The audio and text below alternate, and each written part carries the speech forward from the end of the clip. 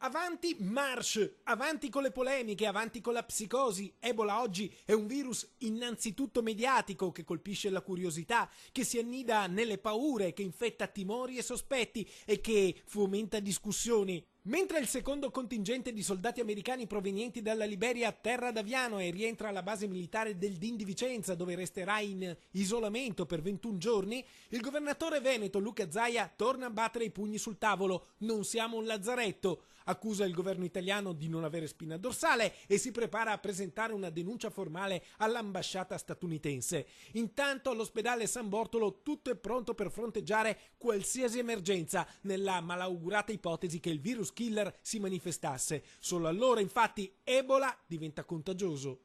Nella fase sintomatica, cioè quando il soggetto non ha sintomi di malattia, di fatto non è contagiante, non è infettante, lo diventa nel momento in cui cominciano a manifestarsi e la sua infettività aumenta con il progredire della malattia.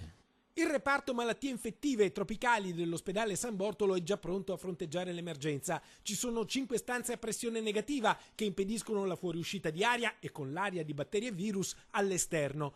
5 stanze già predisposte, ma in caso di pandemia possono diventare 10. Le due porte non possono essere aperte contemporaneamente, ma quando si entra nella stanza filtro la stanza del paziente deve essere tenuta chiusa.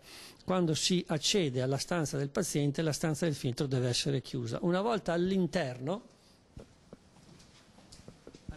della stanza il paziente ha tutti i comfort di tutti gli altri pazienti e il bagno è soltanto esclusivo per il paziente che è ricoverato in questa stanza. Le stanze a pressione negativa possono essere utilizzate per isolare persone colpite da diverse malattie infettive e potenzialmente mortali, non solo Ebola. Il meccanismo è testato e impedisce che anche i medici e gli infermieri possano contrarre l'infezione. Se tutte le procedure vengono osservate minuziosamente, il pericolo è uguale a zero. Il periodo di incubazione di Ebola è di 21 giorni e nessun militare americano in quarantena fortunatamente ha manifestato i segni del virus. Insomma, fino a oggi tutto è sotto controllo, anche nella gestione degli sbarchi di immigrati dall'Africa. Chi arriva in Italia viene subito monitorato, ma il virus killer fa paura, anche perché la prudenza suggerisce che non si sa mai. Dunque avanti Marsh, avanti con i rientri di soldati americani. Gli ultimi 38 torneranno dalla Liberia sabato prossimo. Avanti con i confronti, con le discussioni, avanti con le polemiche, avanti con la psicosi.